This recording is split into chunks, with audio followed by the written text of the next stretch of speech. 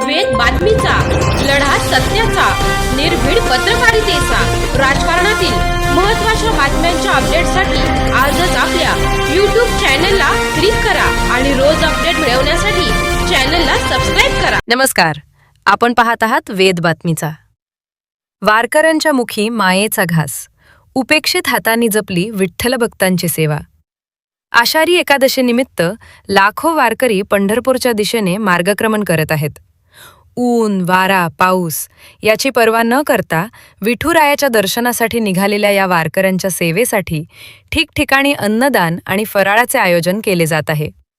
अशातच श्रीरामपूर शहरात तृतीयपंथी समाज सेवा संघाच्या वतीने करण्यात आलेल्या सेवा कार्याने सर्वांचे लक्ष वेधून घेतले. निवृत्तीनाथ महाराज पालखी सोहळ्यातील हजारो वारकऱ्यांचे श्रीरामपूरमध्ये स्वागत करत तृतीयपंथीय बांधवांनी प्रेमाने नाश्ता आणि फराळाचे वाटप केले. समाजाकडून अनेकदा उपेक्षा आणि अवहेलना सहन करणाऱ्या या समाजाने आपल्या सेवाभावातून माणुसकी, समता आणि सामाजिक बांधिलकीचा संदेश दिला. वारकरी संप्रदायात सेवा हीच ईश्वरभक्ती मानली जाते. त्याच भावनेतून तृतीयपंथीयांनी कोणताही गाजावाजा न करता वारकऱ्यांची सेवा केली. जय हरी माऊली आणि विठ्ठल विठ्ठलच्या जयघोषात हा सेवेचा सोहळा अधिक भावपूर्ण ठरला. वारकऱ्यांनीही या सेवाभावाचे मनापासून कौतुक करत तृतीयपंथी समाजाचे आभार मानले. समाजात समानता आणि माणुसकीचा संदेश देणारा हा उपक्रम अनेकांसाठी प्रेरणादायी ठरला. पांडुरंगाच्या दर्शनासाठी निघालेल्या वारकऱ्यांची सेवा आम्ही अनेक वर्षांपासून करत आहोत.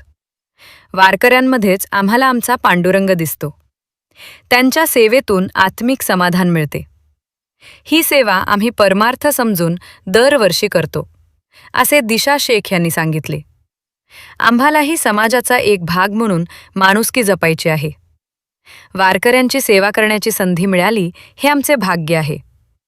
त्यांच्या चेहऱ्यावरील समाधान आणि आशीर्वाद हीच आमच्या सेवेची खरी कमाई आहे, असे तृतीयपंथी समाजसेवा संघाच्या अध्यक्षा पिंकी हाजी यांनी सांगितले. समाजाने अनेकदा दूर ठेवलेल्या हातांनी आज वारकऱ्यांना मायेचा घास भरवत माणुसकीचा खरा अर्थ जगासमोर मांडला.